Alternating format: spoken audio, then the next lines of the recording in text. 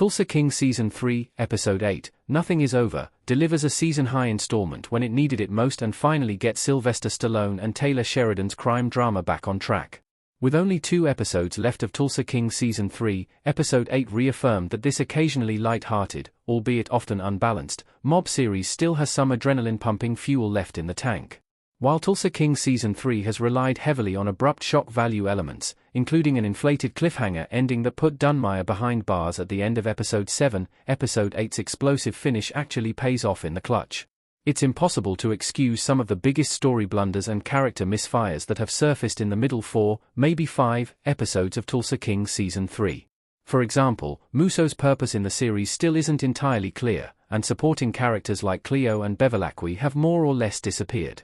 That said, I'm thrilled that this rocky season, maybe the most unfocused and ineffective yet, appears to be rallying in time for a gripping final 2 episodes, one that is sure to introduce the new cast addition we've all been waiting for, Samuel L. Jackson's Nola King.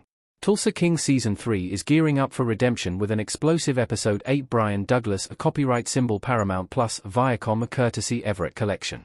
Tulsa King Season 3 is finally starting to go somewhere in Episode 8, taking one of the darkest turns in series history as Dwight tortures the evil bomb maker, Dexter Deacon. Overlooking the fact that Dunmire going to prison ended up having no real effect on the show, having Dexter approach Dunmire to collectively swing back at Dwight was an intriguing progression forward for both their characters. Of course, since it is Tulsa King we're talking about, Dwight is able to swoop in and save the day just in the nick of time with a superhero-like quality.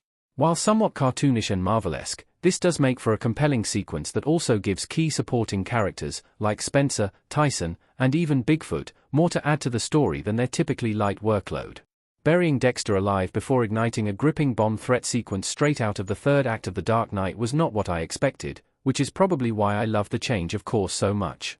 It brings Dunmire back into the fold as the true big bad of the season, especially since he started off with such a diabolical edge that slowly dwindled by the middle of the season. Even though the 8-minute bomb threat sequence that closed out the episode ate up a fair share of screen time, which you could argue was a cheap trick to add some more heightened drama to a mostly limp season, it worked for the intents and purposes of Dunmire's villain arc and even Thresher's political campaign. It may be an old TV trick, but it finally breathed some life into a series that was rapidly losing its gusto. It's about time Samuel L. Jackson showed up to keep up Tulsa King's momentum. I expected things to pick up in Tulsa King when Jackson's Nola King entered the picture, but at this point, adding another character to this overstuffed series seems like the last thing it needs right now. Still, it's Samuel L. Jackson we're talking about, who could literally carry the series with Stallone single-handedly, and will be starring in his own upcoming spin-off. If the Nola King does make his introduction next episode, hopefully it will be to assist Dwight in silencing Dunmire for good. The political pieces seem to be falling into place for Dwight, but hopefully that ends there, since we really don't need Dwight running for any legitimate offices, especially with Thresher in his back pocket. Instead, the Tulsa and Nola Kings should become quick allies who make big moves, and maybe mutually beneficial ones, from society's shadows. Tulsa King Season 4, which is already a lock at Paramount Plus, unless a Dexter, Original Sin situation happens to the Sheridan project, should take notes from Mayor of Kingstown Season 4, cut some expendable characters and establish a gripping premise right off the bat. The Dunmire and Distillery narratives have turned a new page with Episode 8, but they may not be enough to save Tulsa King Season 3 from being a low point in the franchise. Tulsa King Season 3 will have to put on a masterclass with its final 2.